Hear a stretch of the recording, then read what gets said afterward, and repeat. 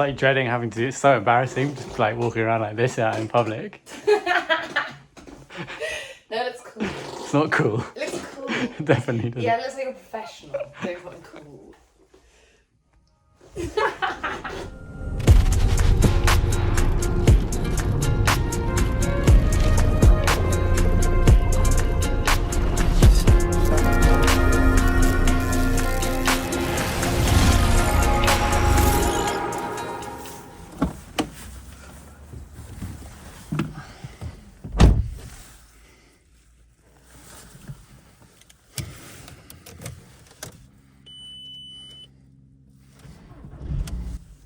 I think I did decide very early on that I didn't want to make anything that wasn't trying to do something fresh.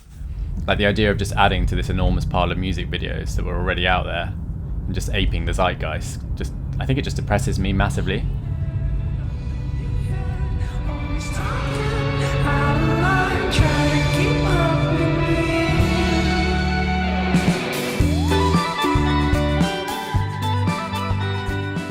I've been chatting to these teenagers in Morocco, spent all their time stunt riding mopeds, trying to get them to agree to let me photograph them. And after going to Casablanca to meet them in person, I came back and I maxed out 2 credit cards to fly a small film crew out to shoot them properly. And in a very roundabout way, that ended up being my first music video after I sold the footage retrospectively to Transgressive Records for one of their bands called Genghar. And that video got nominated for a UK MBA, and that really opened the door for me. I probably signed with Agile Films 6 months or so later. My desire takes more to inspire all the form you bear. I basically grew up on a diet of Xbox video games and MTV2. But MTV2 was pretty much the only place you could go to watch music videos. And here were these tiny films that were creating these entire worlds in just 3 or 4 minutes. And I just sit there on the couch for hours waiting for the Avalanche's video for Frontier Psychiatrist, or Wu-Tang's Gravel Pit, or Aphex Twin's Window Licker to come back round in the schedule. I don't think I actually realised I even could make music videos for a living until I was a bit older. I graduated with an English degree and ended up at the BBC working for this hilariously kitsch investigative journalism show that we have here called Panorama. And after my contract expired, I started working as a freelance editor, whilst also making my own films as part of a director duo. And we ended up getting signed pretty early on and started making these low-end commercials before I realised I'd somehow skipped the fun bit. So I opted to go it alone and set about trying to break into the world of music videos. And I suppose in that sense, I've sort of done the whole thing backwards. Now I'm feeling empty.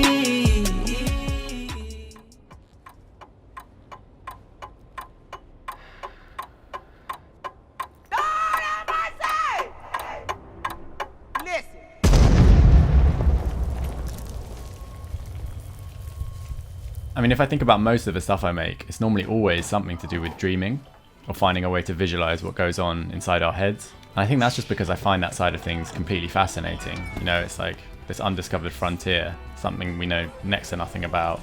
There's still a lot of mystery there. And I find that really liberating in the sense that it allows you to make films without worrying about whether they feel real or accurate.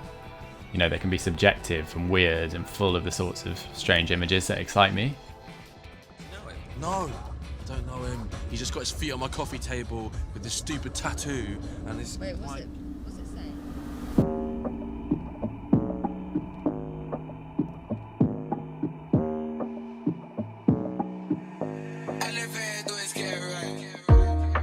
Rock on my baby, she's trying cool. Rock on my baby, they eat it poppin'. She always hit the rendezvous. When the Coltrane brief landed in my inbox, I've been watching a lot of film noir, and also Fritz Lang, the German expressionist filmmaker. And in those films, shadow plays this huge role. You know, it's a massive part of the aesthetic. And that got me thinking about whether it might be possible to tell a story exclusively through shadow, where you never see the action directly, you only ever see it projected onto the wall. I think there was something really mysterious about it. I really liked the idea of leaving a lot up to the viewer's imagination. And then the thing that got me really excited was the idea that you can make these huge shadows, you know, like 20 feet high. It just felt like a really great image. And so I pitched that to Cole, the artist, and he liked the idea.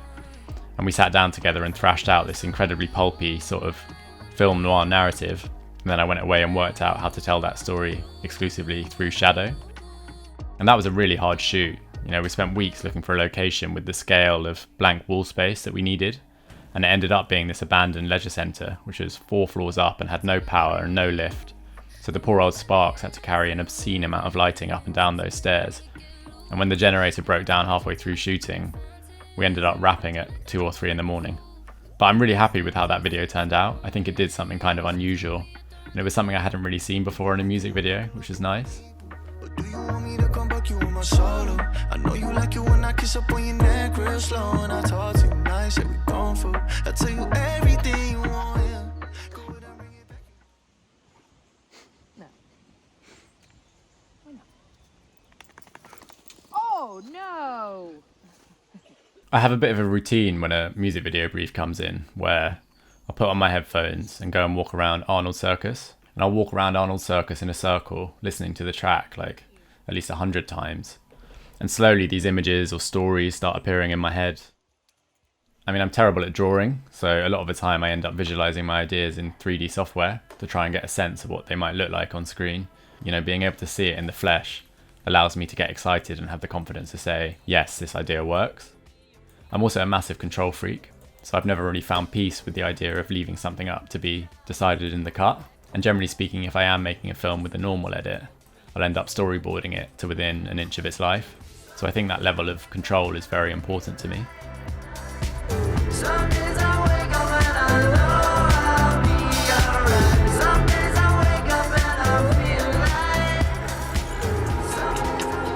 like dreaming psychedelic view, country house, no food, neck shimmering in June. Kick it back on the roof. Saw her naked in the lake. Now she's coming up to my room. I mean, in terms of purely expressing yourself, for me, the music video world offers by far the best opportunity to do that. I mean, I definitely feel like less of a sellout when I'm making a music video compared to when I'm making a commercial. And I think to some extent music videos do straddle that awkward gap between advertising and art. But at the same time, you're not going to find many people who are engaging emotionally with a brand or a big corporation in the same way that they engage with a piece of music. With Sad Night Dynamite, the artists Archie and Josh had given me this elaborate backstory that went with the track. You know, it's about this novelist staying in a hotel in a foreign country, surrounded by excess, you know, too much sex, too many tiny bottles of wine from the minibar. And this novelist is desperately trying and failing to finish his book, and he's slowly going mad. And the track itself had this slightly gothic, unsettling feel, like a lot of Sad Night Dynamite tracks, which informed the slightly nightmarish, sickening feel of the world of that video. Which one's gonna kill themselves next?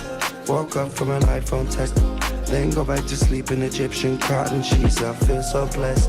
Every day come back to my room and my clothes have been well pressed.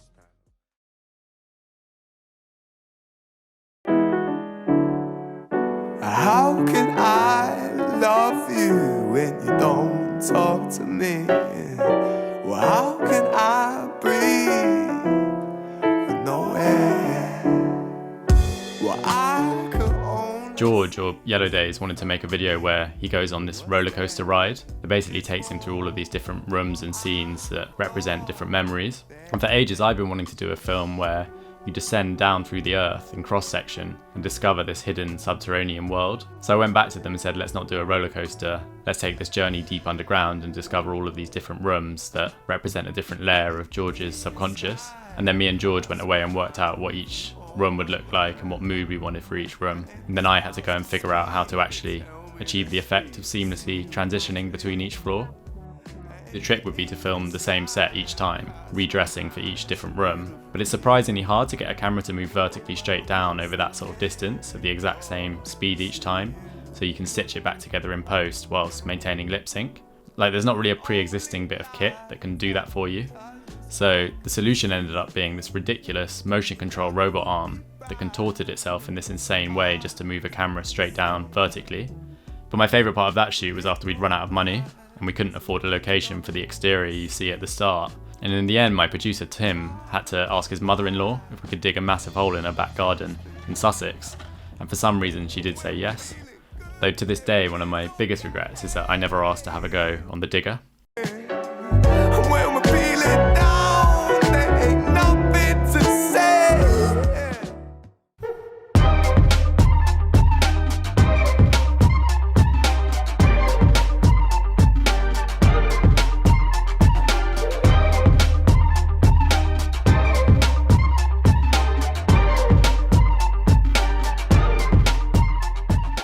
I remember being sent the track for Glass Animals and thinking, my god, this is such a poppy track. And pop is usually something I shy away from, but I really love that band and I wanted to do something with them. And part of the reason I love Glass Animals is their lyrics. You know, Glass Animals lyrics are weird. They don't really fit with the usual pop cliche. There's something quite linguistically eerie about them. And that song is about this toxic relationship that you keep going back to, even though you know it's bad for you. And I remember going away and being like, how can I actually bring anything to this? And so I was reading through the lyrics again, and I was still getting that feeling of something alien and eerie and abstracted. And I'd had this idea that I wanted to do for ages that involved mixing thermal imagery with regular footage. And it struck me as quite a good way of presenting the world through this alien lens.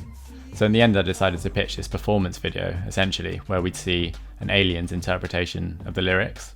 And we shot that on motion control so we could repeat the exact same camera move twice. Once with an empty set using a regular camera, and once with a thermal camera with the band in. And we'd mix the footage so you'd have this blend of people and cast members who would be thermal, and then your set and your backdrop, which would be normal. That was a really interesting video to release actually, because it was the first time I'd done a video for an artist with a genuinely obsessive following. And we'd included a teaser to the title of the album, Dreamland, which hadn't been released yet, as the number plate of the car. And I think the fans noticed it and worked it out after about 3 hours. You know, they were picking the whole video apart and finding all the little Easter eggs, which was really fun to watch.